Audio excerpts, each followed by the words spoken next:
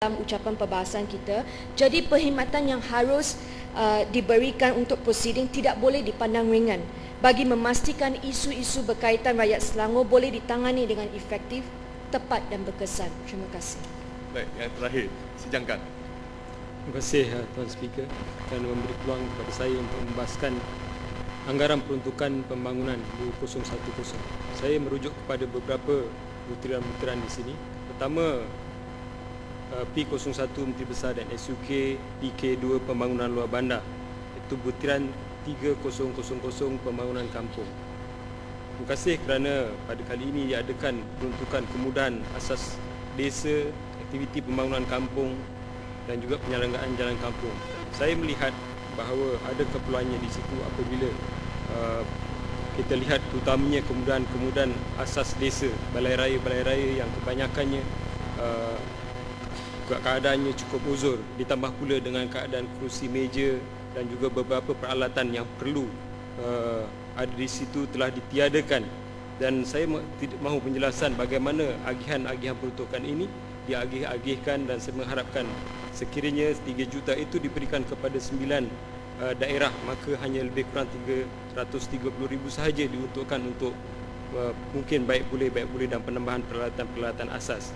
Di sini juga saya melihat kepada keaktifan jawatankuasa dan keselamatan kampung pada hari ini, dan aktiviti pembangunan kampung dilihat agak lesu, dan saya lihat pembangunan program-program yang dijalankan oleh jawatankuasa kampung juga agak lesu, dan saya mencadangkan di sini supaya diadakan satu peruntukan khusus kepada jawatankuasa dan keselamatan kampung untuk mereka mengadakan program-program tertentu, terutamanya program-program yang melibatkan masyarakat secara terus.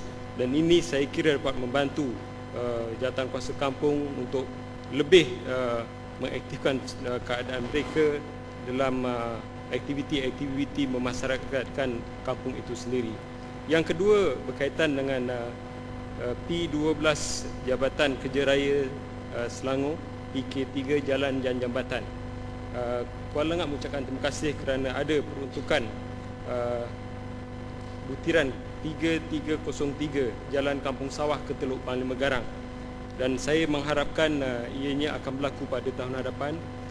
Dan saya juga mencadangkan berkaitan dengan naik taraf jalan dan jambatan PK4, yang mana saya lihat jalan daripada Banting ke Jugra yang rasanya agak sesak buat masa ini kerana pembangunan yang berlaku di situ. Setakat ini ada TUDM, ada Institut Latihan Pendestrian dan Kolej Komuniti, dan di dalam pembinaan Politeknik Banting, Pusat Matrikulasi Banting dan Sekolah Menengah Sains Banting yang saya kira tidak lama mungkin akan beroperasi dalam keadaan jalan yang saya rasa cukup sempit dengan penggunaan yang begitu tinggi. Saya rasa perlu ada naik taraf yang dilakukan dengan agak segera dan perlu diadakan peruntukan itu. Dan kerana saya lihat ada berlaku beberapa kenderaan yang mana terbabas masuk parit disebabkan jalan yang agak sesak, dan rasa perlu ada di situ. Saya juga agak gusar dengan keadaan jembatan yang menghubungkan Kampung Sawah dan Teluk Panglima Garang, yang mana sudah agak lama, yang saya difahamkan kos pembinaannya pada awalnya adalah 20 juta dan kini telah meningkat kepada 45 juta, dan pada sehingga ini pun saya tidak melihat satu pembangunan yang agak laju di situ, dengan alasan pada peringkat awalnya seolah-olah katanya tiang yang dibina itu selalu dilanggar oleh tongkang-tongkang yang membawa besi, dan ada perubahan struktur yang berlaku di situ. Sebab itulah peningkatan kos yang berlaku. Yang kedua berkaitan dengan yang ketiga adalah P13 Jabatan Pengairan dan Saliran Selangor, PK3 Rancangan Mencegah Banjir. Dan 1 minit lihat, 1 minit untuk habiskan. 1 minit. 1 minit.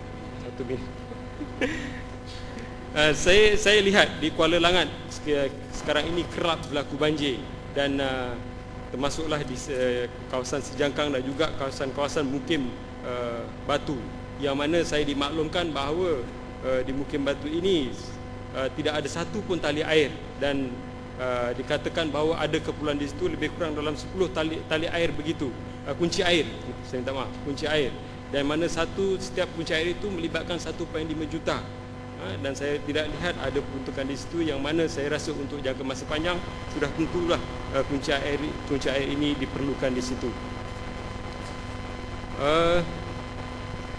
T14 Jabatan Agama Islam Selangor, sekolah-sekolah Sejangkang masih lagi mengharapkan dengan keadaan sekolah menengah yang ada di Dun Sejangkang hanya 3 buah sekolah menengah di samping 14 buah sekolah rendah yang ada di situ.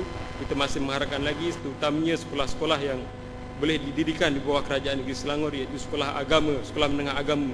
Saya kira dapat didirikan di Dun Sejangkang. Tiga masjid. Masa cukup. Terima kasih. Terima kasih.